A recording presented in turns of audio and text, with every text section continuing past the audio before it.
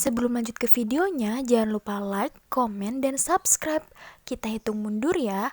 3, 2, 1. Selamat menonton.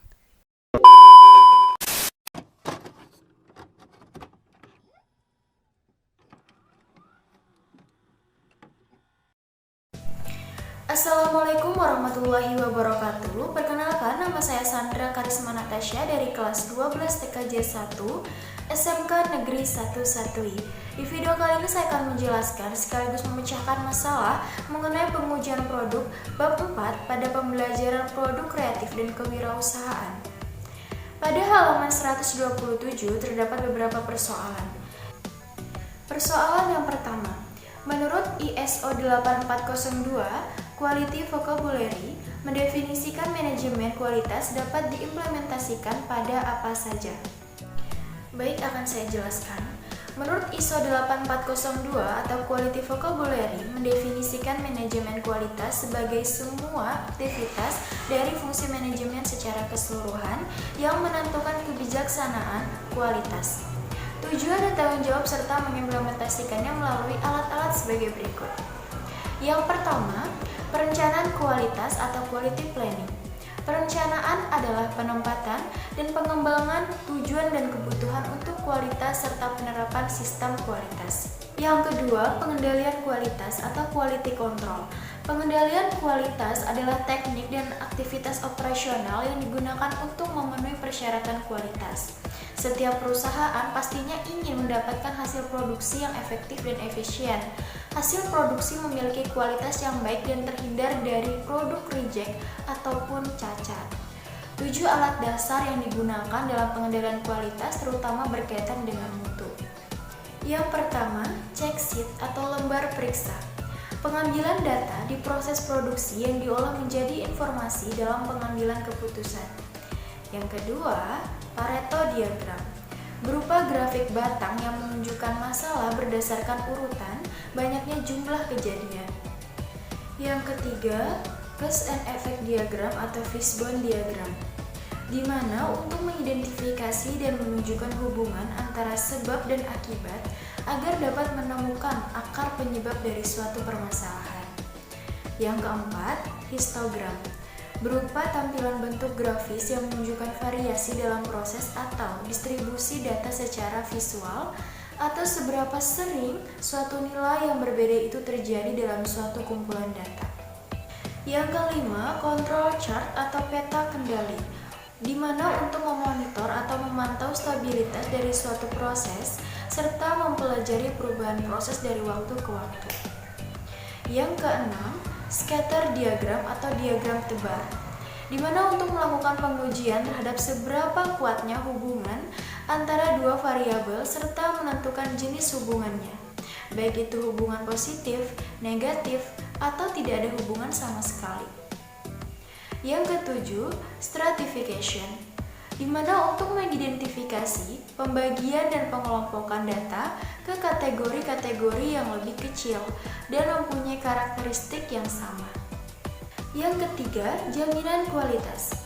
Jaminan kualitas adalah mencakup monitoring, uji tes, dan memeriksa semua proses produksi yang terlibat dalam produksi suatu produk, memastikan semua standar kualitas dipenuhi oleh setiap komponen dari produk atau layanan yang disediakan oleh perusahaan, untuk memberikan jaminan kualitas sesuai standar yang diberikan oleh perusahaan, dengan tanggung jawab memastikan produk atau jasa memenuhi standar yang ditetapkan termasuk keandalan, kegunaan, kinerja, dan standar kualitas umum yang ditetapkan oleh perusahaan.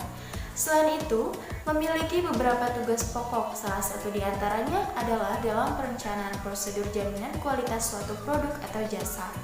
Ditambah dengan kemampuan seorang QA yang memiliki kemampuan pandai dalam komunikasi lisan dan tertulis, teliti, detail, mampu dalam pengumpulan data, manajemen dan analisis, serta mampu bekerja sama. Yang keempat, peningkatan kualitas. Tindakan-tindakan yang diambil untuk meningkatkan nilai produk pelanggan diantaranya: yang pertama, menciptakan kesadaran dari kebutuhan dan kesempatan untuk perbaikan atau peningkatan. Yang kedua, mendelegasikan setiap peningkatan kualitas sebagai deskripsi kerja. Yang ketiga, menciptakan infrastruktur peningkatan kualitas Yang keempat, memberikan pelatihan dalam peningkatan kualitas. Yang kelima, meninjau kemajuan secara produk. Yang keenam, memberikan penghargaan kepada tim pemenang. Yang ketujuh, mempropagandakan hasil perbaikan. Yang kedelapan, memperbaiki sistem penghargaan atau reward system. Dan yang kesembilan, mempertahankan momentum peningkatan kualitas. Persoalan yang kedua, aktivitas untuk melakukan penilaian terhadap proses pelaksanaan dari semua aktivitas untuk mencapai tujuan yang telah ditentukan disebut juga dengan controlling. Fungsi controlling secara umum diantaranya adalah, baik, akan saya jelaskan. Fungsi umum dari controlling yaitu yang pertama, menjaga semua aktivitas perusahaan atau organisasi selalu dalam track yang benar, secara terus-menerus melakukan improvisasi terhadap proses yang dijalankan. Yang kedua, mengetahui dan menemukan kesalahan atau kelemahan sejak dini sehingga bisa segera melakukan tindakan perbaikan. Persoalan yang ketiga, apakah SOP mampu memandu pengembang memenuhi keinginan pelanggan? Baik, akan saya jelaskan. Jawabannya iya, mampu. Dikarenakan SOP merupakan suatu pedoman atau acuan yang harus dimiliki setiap pekerja atau wirausaha agar terlaksananya kelancaran kegiatan operasional sehingga terpenuhinya keinginan para pelanggan. Karena apa yang baik bagi para pelanggan diukur berdasarkan kesesuaian terhadap kebutuhan dan keinginan mereka. Dengan adanya SOP, maka semakin besar pula kemungkinan kebutuhan para pelanggan akan terpenuhi. Maka tak heran jika para wirausaha melakukan pengembangan dengan cara membuka cabang di beberapa wilayah tertentu. Persoalan yang keempat, bagaimana korelasi SOP membantu perusahaan mencapai target sesuai dengan misi perusahaan? Baik, akan saya jelaskan. Korelasi antara SOP dengan perusahaan adalah menjadikan arus kerja yang lebih baik.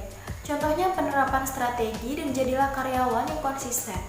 Selain itu, dapat memanajemen waktu agar kerja lebih efektif dan efisien, menjadi pedoman untuk karyawan yang baru, penghematan biaya, memudahkan pengawasan, serta mengakibatkan koordinasi yang baik antar bagian-bagian yang berlainan dalam sebuah perusahaan, sehingga dapat tercapainya target perusahaan yang sesuai dengan misi perusahaan. Persoalan yang kelima, apakah keuntungan wirausaha bila memiliki SOP dalam bisnisnya dibanding dengan yang tidak memilikinya? Baik, akan saya jelaskan. Keuntungan yang dimiliki wirausaha yang memiliki SOP dalam bisnisnya, yang pertama, target mudah dicapai.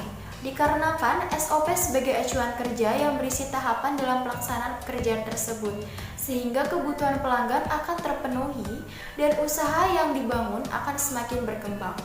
Yang kedua, dapat mengetahui ketidaksesuaian yang terjadi, maka dengan mudah mengidentifikasi letak kesalahannya dan cara memperbaikinya. Dan yang terakhir, akan terpenuhinya persyaratan mutu sebuah proses bisnis.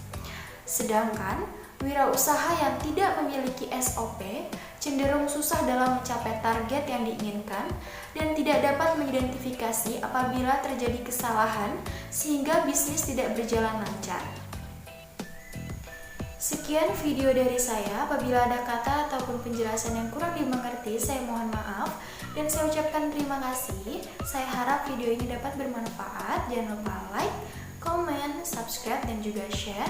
Terima kasih. Wassalamualaikum warahmatullahi wabarakatuh.